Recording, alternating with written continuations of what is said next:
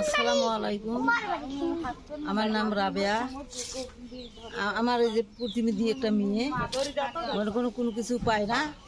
এখন আমার মেয়েটা যদি দয়া করে নেন, আমার বাচ্চা, হ্যাঁ আমার বাচ্চার ঘরে, আমার ছেলের ঘরে তো কোনো কিছু নাই, নিজে নিজে করি খায়। আমি ওই মেয়েটাকে দিয়ে মনে করো বৃত্তিপালন করি।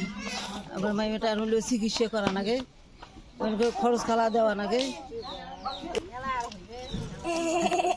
মনে করো চেয়ারম্যানের বাড়িতে গেছিলাম, মেম্বার চেয়ারম্যানের বাড়িতে গেছিলাম, কারো সাহায্য পাইনি। এখন মেয়েটা মনে করো কীভাবে প্রতিপালন করি, মেয়েটার চিকিৎসা করা লাগে, এলে কীভাবে করি।